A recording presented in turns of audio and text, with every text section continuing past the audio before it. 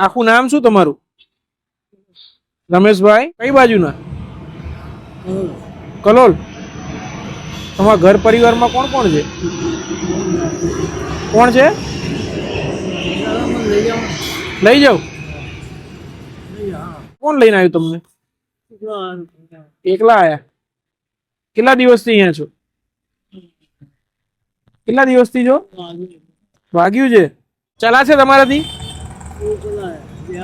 હા તો ચલો ચલો દોસ્તો, અત્યારે સિવિલના ગેટ નંબર 5 ઉપર આવ્યા છીએ અને અહીંયા અમારા પર એક મેસેજ આવ્યો હતો કે એક ભાઈ છે અને ખૂબ જ કેટલા દિવસોથી, કમસે કમ 1 મહિનાથી ક્રિટિકલ કન્ડિશનમાં છે. ખૂબ જ દુર્ગંધ આવી રહી છે અને ભાઈ કહે છે અમે કલોલ વિસ્તારમાં રહીએ છીએ અને કહેવાય કે એમની હાલત બહુ જ ખરાબ છે અત્યારે અને ખૂબ જ દુર્ગંધ આવી રહી છે અને થોડી આ કપડાં બપડાની હાલત ને કોઈ પરિસ્થિતિના કારણે આવી ગયા હશે.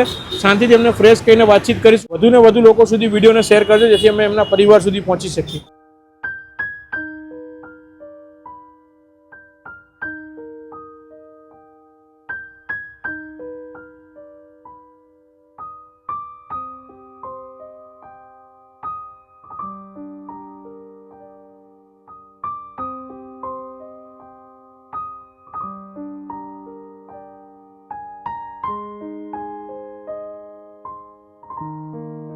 દોસ્તો, જેમ તમને વિડીયોમાં બતાવ્યું કે ગેટ નંબર 5 સિવિલ હોસ્પિટલ પાસેથી એમને લઈને આવ્યા હતા. રમેશભાઈ પંચાલ કહે છે અને કલોલ એડ્રેસ બતાવ્યું હતું.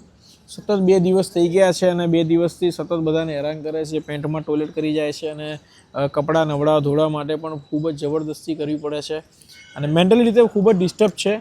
સતત ખાવા માટે અને સતત સૂવા માટે જ હેરાન પરેશાન કરે છે.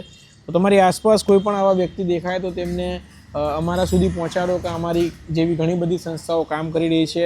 અને સિવિલ હોસ્પિટલની બહાર જે કન્ડિશનની અંદર હતા, નગ્ન અવસ્થામાં હતા, ખૂબ જ એમના પગની અંદર ઈજા થઈ છે. અમને ડ્રેસિંગ કરવા પણ નથી દેતા અને કહેવાય કે ખૂબ જ મેન્ટલી ખૂબ જ ડિસ્ટર્બ છે. બસ તમારા ગ્રુપની અંદર આ વિડીયોને વધુ લોકો સુધી શેર કરી દીધી જેથી એમના પરિવાર સુધી પહોંચી શકીએ.